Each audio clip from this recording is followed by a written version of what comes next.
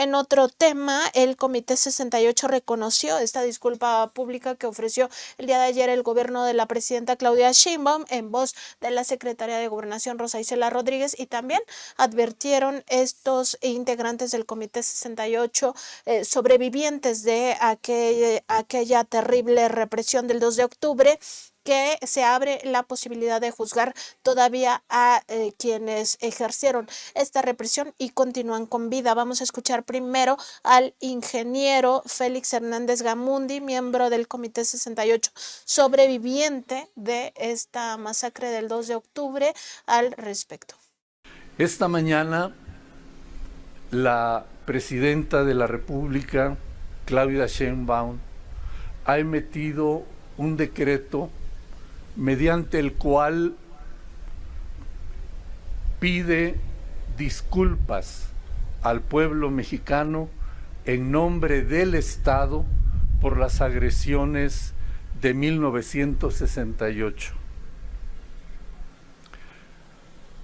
Este es un acto de la mayor importancia porque el día de ayer, en la ceremonia de toma de posesión, Claudia se pronunció tras de reconocer su origen en la historia vinculada con 1968.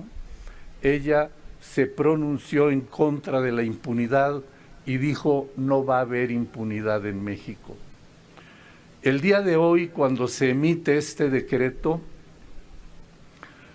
yo creo que debemos considerarlo como un punto de partida para que efectivamente en México por fin haya la voluntad para romper este estado de impunidad que ha envuelto a la historia y a los crímenes ocurridos aquí en 1968, en la masacre de Tlatelolco hace 56 años. Nosotros tenemos claro cómo se gestaron las decisiones para la represión de aquel día.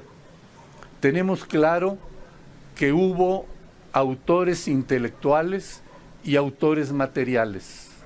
Reconocer a los autores intelectuales es importante porque estaban en los puestos de máxima responsabilidad en el gobierno de la República, desde el presidente, el secretario de Gobernación y todos los demás miembros del gabinete. Díaz Ordaz, en un acto demagógico el 1 de septiembre de 1969, asumió toda la responsabilidad. Era un acto demagógico porque se sabía poderoso y se sabía impune. Sabía que no iba a ocurrir nada con él, aún con ese reconocimiento. Su propósito era más bien electoral. Lo que quería era liberar, garantizar que su partido, el PRI, tenía condiciones para seguir adelante en la campaña electoral y ganar la presidencia de la República nuevamente, y lo hizo con Luis Echeverría. Casi todos ellos ya murieron. Díaz Ordaz, Echeverría, el secretario de la Defensa Nacional de aquel momento, los procuradores y prácticamente todos ya no están.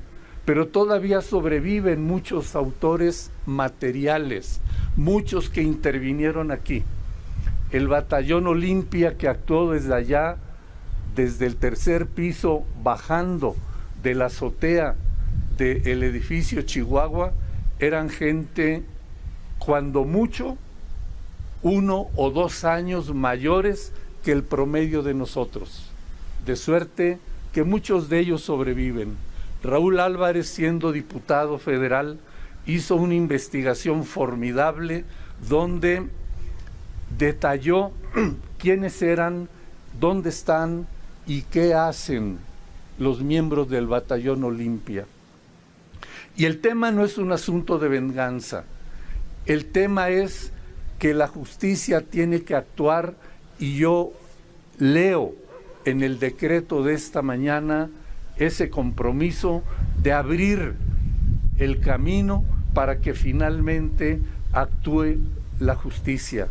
Yo lo escucho como una señal verdaderamente esperanzadora en labios de la presidenta Claudia Sheinbaum, y se lo reconozco ampliamente, y nos da a nosotros el pie para continuar. Quiero decirles, para terminar, hace algunas semanas comenzamos a tener una serie de reuniones en la Fiscalía General de la República, Martín, con la Fiscalía Especializada de Derechos Humanos, donde se nos ha informado que finalmente, después de muchos años, se han rescatado los expedientes que aparentemente estuvieron perdidos por mucho tiempo, referidos a todas las investigaciones que se avanzaron mucho en relación al caso de 68, a la Guerra Sucia y al 10 de junio.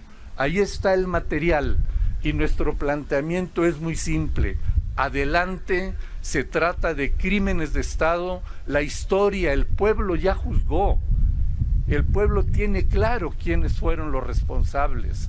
El pueblo tiene claro de dónde vino la agresión. Lo que hace falta, ahí hay, y perdón por la expresión, porque está muy desprestigiada, hay una verdad histórica. La responsabilidad es del Estado. Lo que falta es empatar esa verdad histórica con la verdad jurídica. Hernández Gamundi denunció que hasta ahora la verdad jurídica apunta a los propios estudiantes como los responsables de la violencia, como si no hubiera sido una violencia del propio Estado con agentes del Estado y esta represión gubernamental.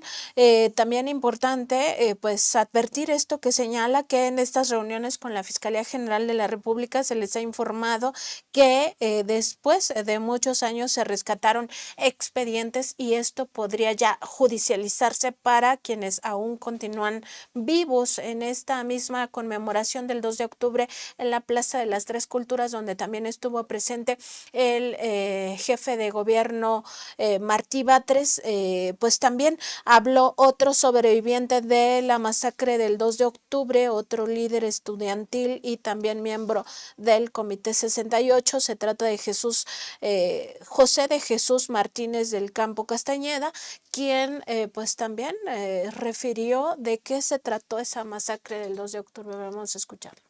Importantes que nos hacen cimbrar nuestra cabeza. 2 de octubre no se olvida, construyendo el cambio democrático, así podemos llamar a nuestras actividades. El 2 de octubre de 1968 nos reprimieron, pero no nos derrotaron. Eso que quede siempre muy claro. Quienes estuvimos en esta Plaza de las Tres Culturas no pudimos salir de ella cuando los tanques del ejército nos cercaron sin posibilidades de romper el cerco. Nunca he olvidado los gemidos de quienes cayeron en varios puntos de esta plaza. Hubo gritos de angustia de algunos que intentaban levantarse. Nos cubríamos unos con otros y los soldados de ese momento gritaban: tírense, agáchense, y así durante más de una hora. Fue una tarde de terror. Así recordamos muchos, así lo recuerdo yo, y ese testimonio, esos testimonios siguen estando vivos. Fuimos colocados frente a la pared de la iglesia y nos quitaron los zapatos y una parte de la ropa. Y así fuimos a dar a Lecumberri. Yo no tenía la mayoría de edad y me llevaron a la Crujía C. Esto fue en octubre y yo cumpliría 21 años, que era la mayoría de edad, hasta diciembre. Estar en esta plaza me sigue trayendo todos los recuerdos juntos. Ahora tengo más edad y no olvido el 68 y los eventos que vivimos muchos jóvenes ese 2 de octubre. En el tercer piso del edificio Chihuahua Hablarían los representantes del movimiento, pero no pudieron terminar. La Plaza de las Tres Culturas se volvió la plaza de la confusión y la represión. Siempre venir a esta plaza me remite al hecho de que las transformaciones actuales están cimentadas en el impulso que teníamos muchos jóvenes que nos impulsaba a buscar el cambio político y social profundo. Claro que pensábamos que no debería y no debe subsistir la represión al pensamiento y la libre expresión. Nunca nos propusimos ser víctimas, ni ser heroicos por ello. Muchos no nos conocíamos y aquí estuvimos sin saber lo que nos esperaba. Nuestra conciencia cambió y ahí siguió cambiando a lo largo de nuestra vida, cimentando una idea de transformación que nos ha acompañado desde entonces para profundizar en ella. Lo aprendido aquella tarde del 68 nos dejó, pese a todo, una idea de la necesidad de la transformación democrática de la sociedad mexicana, transformación a fondo. De los participantes en aquel momento de la historia, muchos seguimos impulsando en nuestra conciencia y en nuestra actividad cotidiana la idea de que la acción por el cambio democrático se mantiene vigente y hay que seguir adelante con esta idea.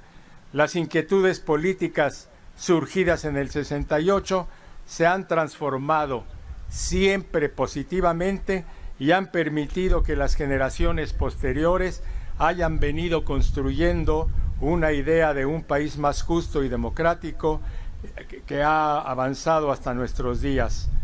Somos una generación que cimentó el cambio en la sociedad y podemos verlo claramente con la expresión de nuestra presidenta Claudia Sheinbaum cuando señala en estos días: soy hija del 68. Seguiremos avanzando por la senda de la transformación democrática de la sociedad, uniendo las vivencias, enseñanzas e historias de distintas generaciones.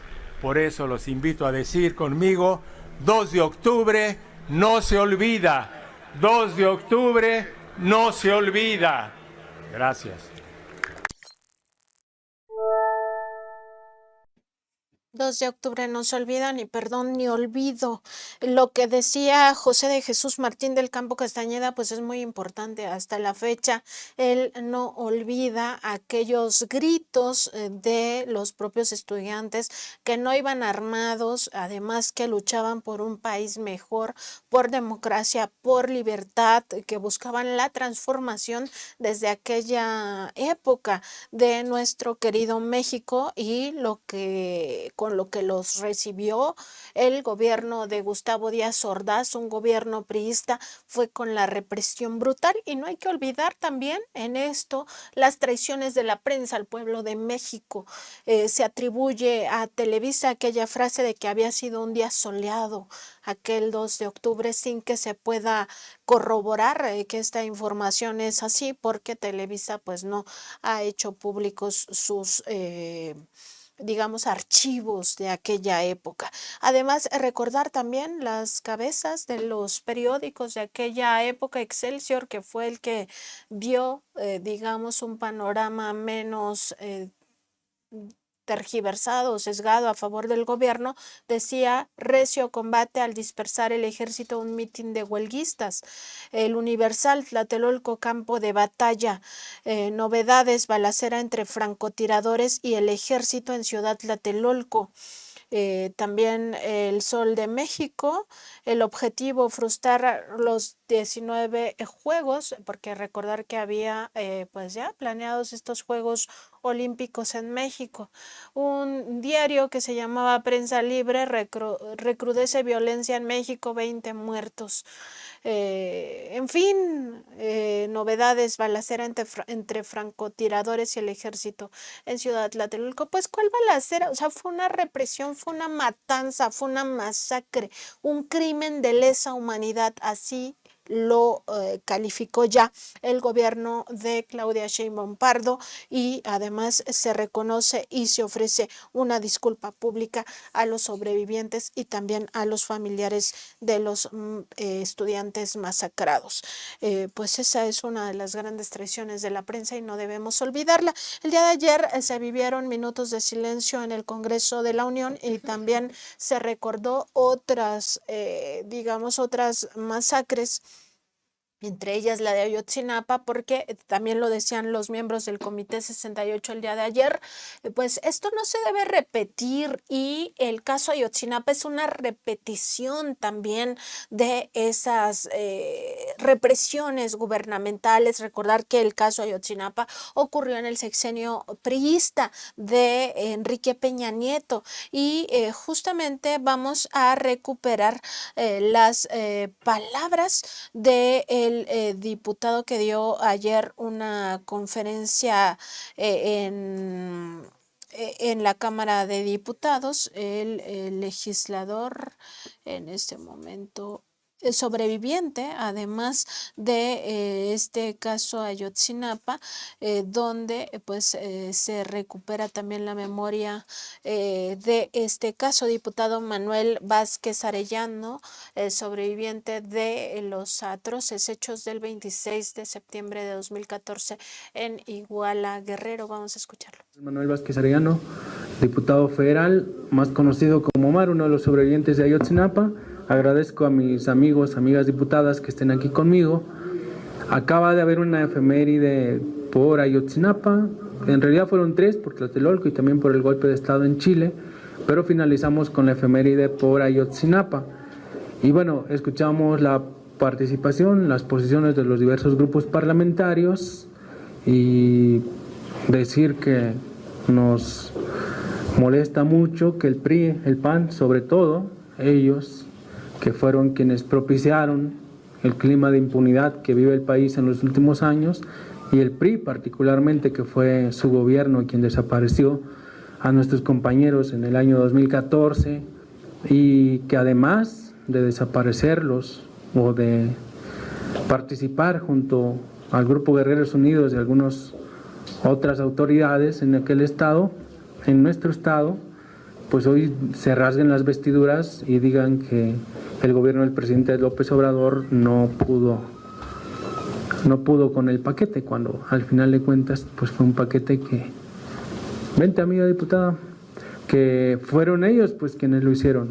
Nos parece un acto ruin de su parte. Y bueno, lo que nosotros decimos en nuestra posición, en tanto diputado federal y en tanto sobreviviente, siempre hemos tratado de ser objetivos. Incluso en aquel tiempo entendíamos que quienes desaparecieron a nuestros compañeros, pues sí fueron criminales, pero fue en coadyuvancia con autoridades civiles, con autoridades policiales y también con autoridades militares. Y esto es muy importante, no lo hemos soltado nosotros, no lo ha soltado el movimiento. Yo no lo voy a soltar como diputado federal, porque claro que vimos al ejército participar aquella noche. Fue muy omisa su participación, sabían lo que estaba pasando, nos tenían monitoreados desde el principio, y entendemos que pues son un poder muy grande en nuestro país, y que pareciera que las investigaciones han topado ahí con el ejército. Esto es lamentable. Y a pesar de que queremos mucho al presidente Andrés Manuel López Obrador, hoy expresidente, a pesar de que estamos con la Cuarta Transformación, en eso claramente decimos lo mismo que dicen las familias, porque así lo sentimos, porque así es, caray. No logramos saber la verdad en este sexenio. A pesar de que nosotros sí esperábamos que en el primer año, en el segundo año se supiera la verdad, pensábamos inocentemente que bastaba la voluntad política de nuestro presidente. Hoy vemos que no es así. La También hay que decirlo, desde las primeras horas de ocurrido ese crimen de Estado, crimen de lesa humanidad, pues se empezó a transgredir toda prueba y también a modificar indebidamente las escenas del crimen y por supuesto a obstruir la justicia. Desde aquellas primeras horas del 27 de septiembre de 2014, muy difícil que con solo la voluntad del presidente López Obrador se llegara a esta verdad. La doctora Claudia Sheinbaum Pardo, ahora presidenta constitucional de México, se ha comprometido a continuar los esfuerzos por conocer la verdad y generar justicia para las familias de los normalistas asesinados.